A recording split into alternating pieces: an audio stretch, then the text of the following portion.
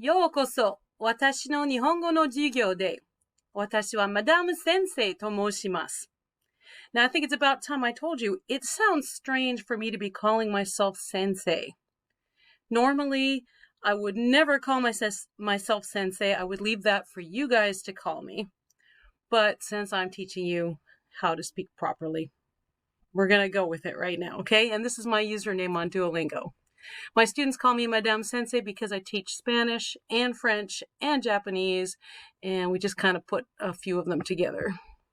So today, we are looking at hiragana 2, hiragana ni, on the Duolingo tree. All right, so just to remind you what our goals are, I'm going to show you any particles for this skill, and I'm going to explain how they work. I'm going to show you any kanji for this skill. I'm going to show you the grammar and explain that.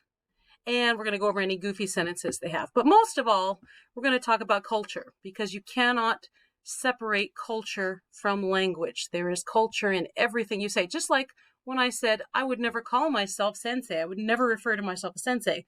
Normally I'd say Watashi wa madamu desu, or I'd use my real name. But I would never say sensei or san at the end of my name, because that just sounds really rude and egotistical. So you've got to understand the culture, especially in speaking Japanese. All right, so first thing, Duolingo gives you the word for sushi. That's wonderful. You know what sushi is, and that's great. I'm going to tell you, here's a cultural piece right now. Generally, I would never say sushi without an o in front. It just sounds too abrupt. It sounds too direct, and sushi is a very important food. So we're going to put on what we call the honorific o, and it just softens the word, or it just makes it sound more polite so that you're not too in your face about it. All right. Here, osake, Duolingo did put the o on the front. Sake by itself is fine. You can say sake. But because it's an important cultural thing, we're going to put the o on front. Now, I was very surprised to find out that sake is always served warm. And it's generally not in a bottle like this. Generally, you're going to get it in a square wooden cup. I find that very interesting. Here again, o sake. Put the honorific o on the front. All right.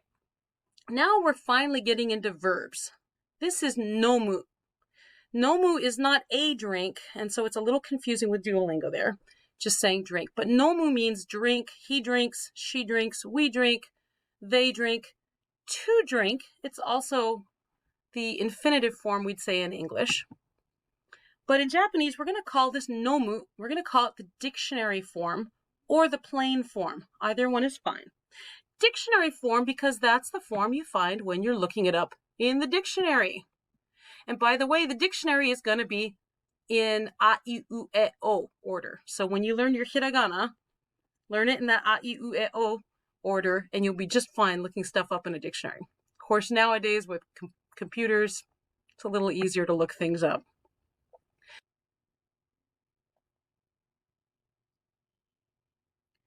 The dictionary form, also called the plain form, is what you're going to use on your friends. It's a plain form. Use it on your friends, use it on your family. Don't use it on me because I'm your teacher. You better show respect to me, and I will show you how to do that. You're not going to use it on strangers. You're going to be polite to them. So, again, cannot separate culture from language. If you try to speak like you know everybody, it's going to sound like swearing. Now, remember, I was a professional translator for many years, and I will tell you that there are only 2 words in the entire language that I would ever consistently translate as a swear word. All other words, it's going to depend on, are you talking to a friend? Are you talking to someone you should show respect to? Are you talking to an official of some sort? Are you talking to your teacher? You're going to have to be more polite with those people. So if you mix up your politeness, like if you're too polite to your best friend, it's like you slapped him in the face. So there I would put in a swear word.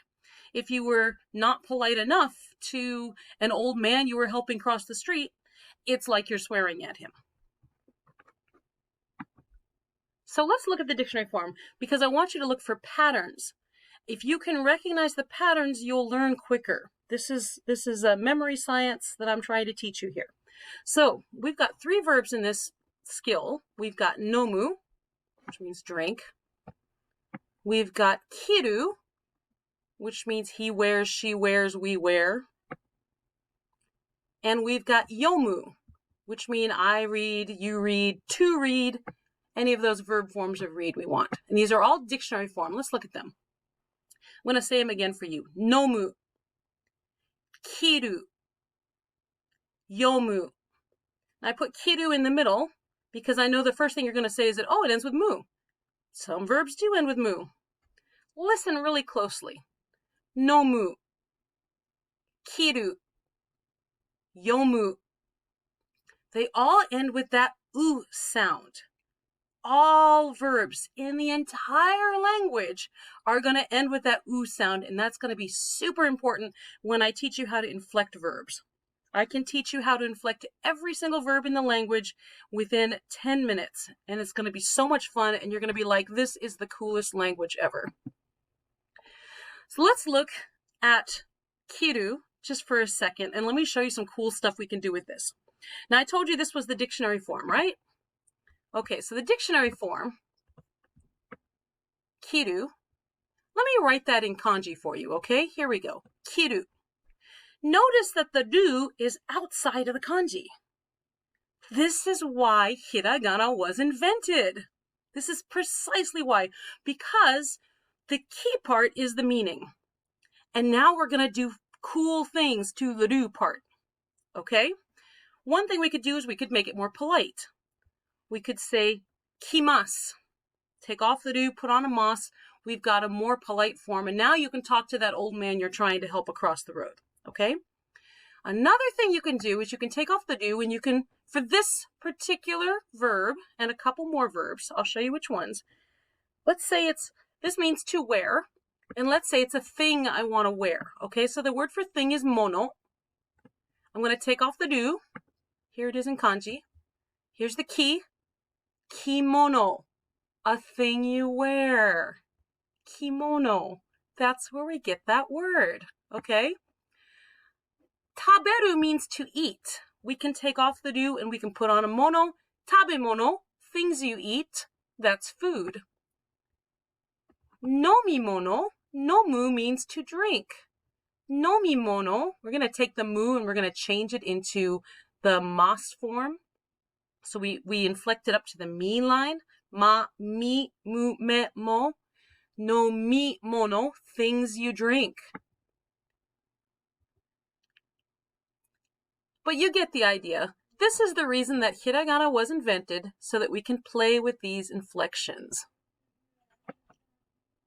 All right, they give you the word teriyaki. I will tell you, teriyaki isn't really a word you're going to hear too much in Japan. I know in America we've got all these restaurants. Oh, that's a teriyaki restaurant. Teriyaki is just a method of cooking, and they're not even going to point it out. It's like naming a restaurant bake or fry. It just seems kind of strange, but that's how you would spell it when you need to. Yaki means cooked, okay, or to cook. All right, kitanai. Kitanai. That E sound, the kitanai, that's what we call a voiceless vowel. And I once asked one of my linguistics professors in America what a voiceless vowel was, completely forgetting that we do them in Japanese all the time. And he said there's only one dialect of American English that has voiceless vowels, and it's in the Midwest, and they'll say potato. So if you've heard somebody say potato, that's a voiceless vowel. So kitanai, make that sound like don't quite say the I. Kitanai. Notice it ends with an E. That's one of our E adjectives. Those are going to inflect just like verbs. So cool. Sweet. Amai. Amai. Look, it ends with E. That's another E adjective. Hoshi. Hoshi. Look at this. It ends with E. So I know in English, Hoshi is a verb.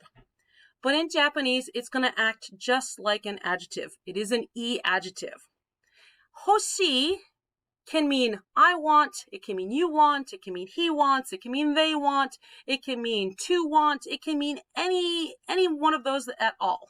Now remember, I also teach French and I teach Spanish, and I'm constantly having to explain irregular verbs and how to match to I and how to conjugate the verbs and all that. There's no conjugation in Japanese. There's only inflection. Inflection to give you the positive, the negative, the past tense, and the negative past tense. And it's going to be so much fun. And when I teach you how to inflect the verbs, you need to know your hiragana for that, because I can teach you all the inflections all at once if you know your hiragana. So when we use Hoshi in a sentence, here in Duolingo, we're not using it yet, but I want to start prepping your brain. When we use it in a sentence, this is the grammar you're going to see. Subject, so I, he, we all, whatever subject you want to put in, Bob. And then we've got this particle right here. This is wa. I know it looks like ha. When we're using it as the subject marker, it reverts to its old-fashioned pronunciation of wa. It's one of the few hiragana that will do that. Okay, so Bob wa, and then whatever it is he wants, put it here. Nga, let's talk about nga, okay? Don't make it ga. It's not ga. It's more like the ng sound in like sing. So Bob wa, I don't know, fork nga, Hoshi desu. Wa is your topic marker. It means whatever comes right in front of me is the big subject that you're talking about. Nga is the subject marker, and it means whatever comes in front is the subject. Now, wa is more important than nga all the time. When you really want to draw attention to something, we're going to use wa, and nga is the lesser thing. This construction is a little different than we do in English.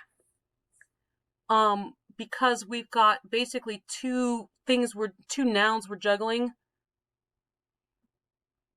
Speaking of Bob, cats is what he wants. Cats are what he wants. Okay, we've got to do that in English. I don't have to do that in Japanese. All right. So just know that we've got the wa here and the ga here, and then the hoshi. And then to make it polite, I'm putting a des on. You guys are first-year Japanese students. You had better be polite. Don't think, oh, I can be casual right now. Nope, while you're learning, be polite. Trust me on this. Okay, the next word we have is ski. Ski. This is not suki. Again, we've got a voiceless vowel there. Ski. Like as if you're hitting the slopes. Ski, that way, okay? This means he likes, she likes, we like, something that is liked, okay? This is a na adjective. The difference between na adjectives and e adjectives, number one, there's a lot more e adjectives than there are na adjectives. Number two, with a na adjective, when we want to connect it to a noun, we're just going to stick a na in between it and the noun. And I like that na sounds kind of like noun, so that's easy to remember. But other than that, they're not anything you need to worry about right now, okay? This is I like, he likes, you like, we like. Hey, look, just like Hoshi, subject wa, item ga hoshi desu, it's going to be the exact same thing. Subject wa, item ga suki desu. Bob wa, neko ga suki desu. Speaking of Bob, cats is what he likes. Okay, that's pretty literal, just to get you going. All right, let's look at the kanji, because I want to show you kanji as soon as possible. Now, this is made up of two little kanji. The first one is this, which means onna. This is a woman. Let me see if I can draw without a mouse. I don't have a mouse right now. Here's her head, right here. Here's her hands. Oh, that's lovely. Okay, and she's sitting cross-legged, all right? So it's a woman. This next one is ko. Ko means child. Used to be a very popular ending for a name, a girl's name, when I was younger. Nowadays, it's not so much. But this is supposed to be a baby who's like swaddled. He's in swaddling clothing. And here's his little stick for your arms, okay? So we have woman and child. A woman loves her child. So ski means like or love. And I can put a dai in front of it if I want. Dai ski to get an even more emphatic love. Okay? So notice that the ki is not part of the kanji. It just isn't. You don't have to worry about that right now. But when you see it now, say this story in your head and you'll remember what it means. All right, next word we have is watashi. And the thing I really want to point out to you on this is that in America, we always point to our chest and we're like, me Tarzan, right? In Japan, in China, in Korea, they always knew that it was the brain that was more important than the heart. Remember, in the West, we thought that the brain was just there to cool the blood. But in the Far East, they knew that the brain was doing all the thinking. So when you say watashi, point at your nose, because that's the middle of your head and you're actually pointing through your nose to your brain. Watashi. Now, watashi is a really polite way to say I. And we'll talk later. As Duolingo introduces a couple of the other words, I'll just give you the whole slew of everything. Watashi is very safe to say. Anyone can say it. But it is a little on the polite side if you're a guy. And I will teach you other ways to say I coming up. All right. Let's look at the next one. They've got vegetable. Okay, so they give you yasai. And here, yasai. Now, we're not learning the kanji for this yet. The kanji is pretty complicated. But I want to point out, yes, it ends with an E. But look, when you learn the kanji, that E is part of the kanji. If it's part of the kanji, it means you can't touch it. You can't do anything with it. So this is not an E adjective. This is a noun, actually. But at any rate, I want to point out to you that if it's part of the kanji, it can't be inflected at all. And there will be a couple of adjectives even that have E in it that you can't inflect because it's part of the kanji. So just get ready for that. Here, I just want to point out to you, here we've got vegetable, and here we've got a vegetable. There is no word for the, there is no word for there is no word for an. We're just going to tell by context. All right, and a few minutes ago, I showed you kimono. Kimono could be one kimono, it could be 15 kimono. There's no singular or plural in Japanese. It's all one thing. You're going to tell by context.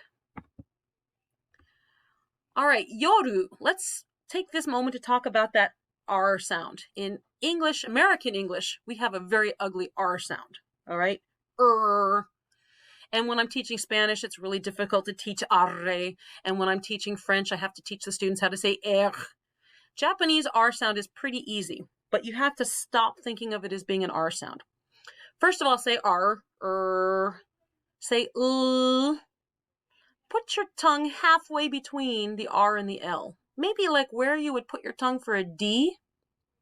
It's just a tongue flap, okay? Do. It's not ru, it's not lu, do. So this is yoru. Yoru means nighttime. Remember, when we had Ohayo, we can only say that in the morning. We can only say Konichiwa in the middle of the day, around noon to maybe 5:30, 6 p.m. And then from like 6 p.m. onward, maybe 5:30 onward, we're going to say konbanwa. Yoru is another word for evening, ban being one of them. Okay, konbanwa at yoru. Here's konnichiwa. We introduced konnichiwa. There's an extra n here, konnichiwa. Literally, this is speaking of this day.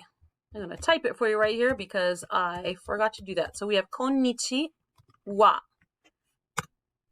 Konnichiwa. There's our kanji for day, which you might remember from episode 0. This kon means this. So this is literally this day. Oh, there's our wa, our topic marker. Speaking of this day, whatever comes in front of this is the topic or the subject. goodbye, sayonara. It's not sayonara. Sayonara. Notice we've got the u there. That means hold this a little, sayonara. It's going to collapse a little bit here. Sayonara. This has a little bit of a finality to it. If you say this to me, it sounds like it's Friday afternoon and I won't see you until Monday morning. But it's perfectly fine. Mostly you'll want to say ja ne or ja mata or mata ashita. We'll go over those. All right, that gets you through hiragana 2.